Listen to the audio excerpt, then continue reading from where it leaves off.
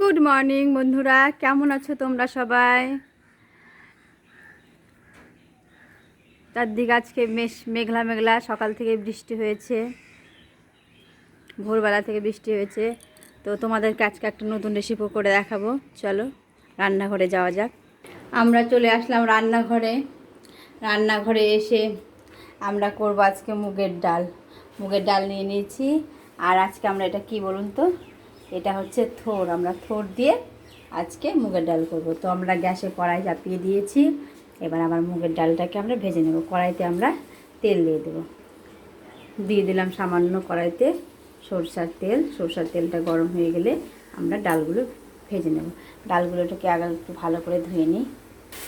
আমরা ডাল ছেড়ে দিয়েছি, ওই ডালগুলোকে আমরা একটু লাল লাল করে ভেজে নেব।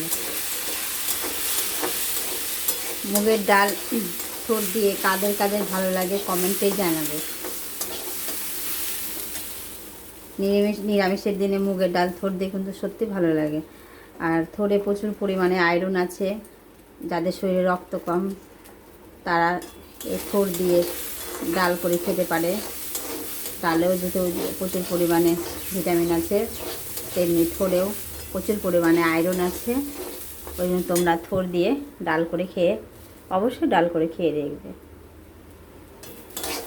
তো আমরা ডালটাকে ভালো মতো করে আগে একটু লাল লাল করে ভেজে নেব। আমাদের ডালটা ভাজা হয়ে গেছে। আমরা নিয়ে নিয়েছি একটা প্রেসার কুকারের মধ্যে আমরা থোড়গুলো দিয়ে দেব। আর দিয়ে দেব কয়েকটা চেরা কাঁচা লঙ্কা। আর দিয়ে দেব আমরা ভাজা ডালটা। ভাজা ডাল হয়ে গেছে ভাজা। এবার আমরা ডালটাকে প্রেসার কুকারের মধ্যে দিয়ে দেবো। আমরা প্রেসার কুকারে ডালটা দিয়ে দিয়েছি। এবার আমরা গ্যাসে বসিয়ে দেব। দিয়ে আমরা একটু সামান্য লবণ দেব। দিয়ে দিলাম সামান্য লবণ দিলে কি ডালটাও সিদ্ধ হয়ে যাবে, তার সাথে সাথে থোড়টাও সিদ্ধ হয়ে যাবে। ওই জন্য সামান্য একটু লবণ দিয়ে দিলাম। সামান্য লবণ দিয়ে আমরা প্রেসার কুকারটাকে বন্ধ করে দেব। প্রেসার কুকার দিয়ে আমরা সিটি মারতে দিলাম। আর এই ফাঁকে আমরা একটু সামান্য আদা নিয়ে নিয়েছি। এই আদাটাকে আমরা বেটে নেব আর কেটে নেব একটা টমেটো। আমরা প্রেসার কুকারটা সিটি মেরে নেব। এই যে প্রায় হয়ে গেছে।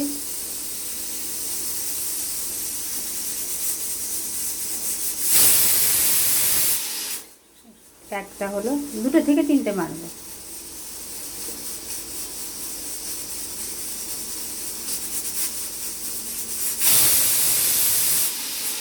দুটো আর একটা।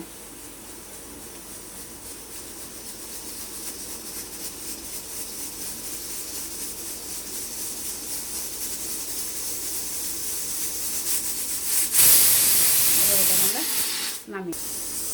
নামিয়ে দিব। আমরা দিয়ে আমরা একটা কড়াই চাপিয়ে দেব। আর এই ফাঁকে তো আমরা টমেটো কেটে নিয়েছি আর আদা বেটে নিয়েছি। তো কড়াইটা আমরা চাপিয়ে দিলাম।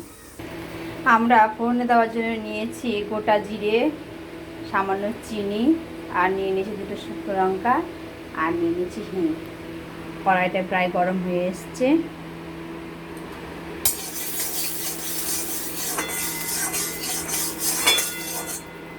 এবার আমরা কড়াইতে সামান্য সরষার তেল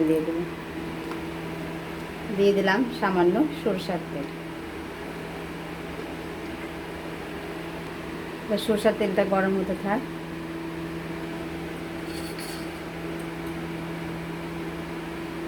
সরষার তেলটা গরম হয়ে গেছে।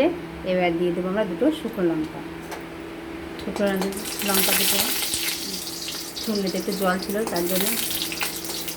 সরষার তেলটা গরম হয়ে গেছে, শুকনো লঙ্কা দিয়ে দিলাম। এই ফাঁকে দিয়ে দিলাম আমরা গোটা জিরে, চিনি আর সামান্য হিং।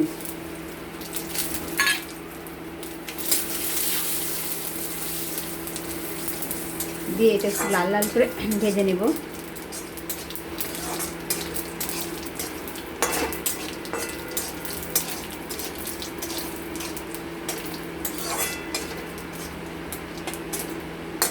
লাল লাল করে ভেজে নিয়েছি।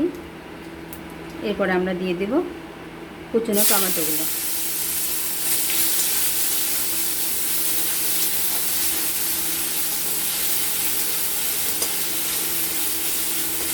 আমরা টমেটোটাকে বেশি গলাবো না, একটু শক্ত শক্তই রাখবো, তাহলে ডালে খেতে ভালো লাগবে। একটু নাড়াচাড়া করবো, নাড়াচাড়া করেই আমরা দিয়ে দেবো আদা বাটা।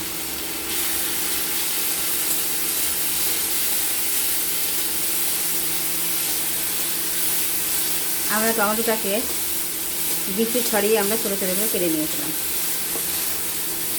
এবার আদাটা প্রায় হয়ে গেছে, এবার একটু দিয়ে দেবো আমরা জিরের গুঁড়ো। আমরা দিয়ে দিলাম সামান্য জিরের গুঁড়ো আর পরিমাণ মতো হলুদ গুঁড়ো দিয়ে এই বাটিটাকে একটু ধুয়ে আমরা জল দিয়ে দেবো। এই বাটিটা ধুয়ে একটু জল দিয়ে দেবো, দিয়ে এটাকে একটু ভালো মতো করে কষে নেব।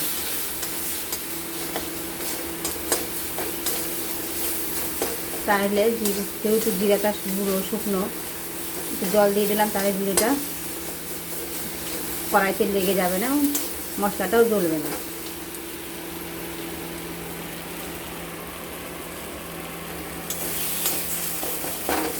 এদিকে হতে থাক, এদিকে আমরা প্রেসার কুকারটা একটু খুলে নিই।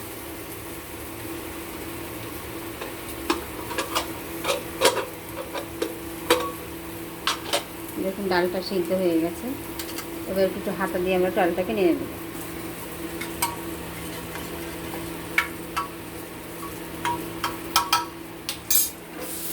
মশলাটা কষানো হয়ে গেছে, এবার আমরা দিয়ে দেব ডালটা, সিদ্ধ করা ডালটা।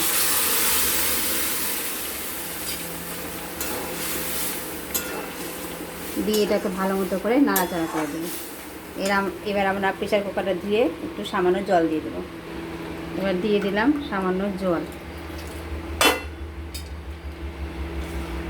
দিয়ে এটাকে আমরা একটু কিছুক্ষণ ফুটাবো।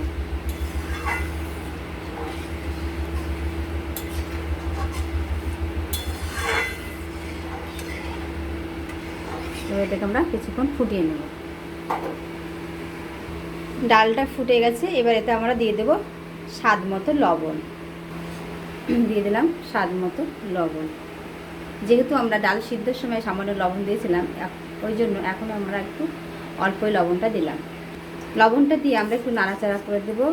আর ডালের যে ফেনাটা উঠেছে, এই ফেনাটাকে আমরা ফেলে দেব।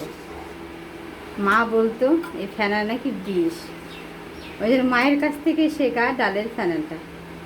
আগেকার দিনে তো প্রেসার কুকার ছিল না, মারা কড়াইতেই ডাল করতো।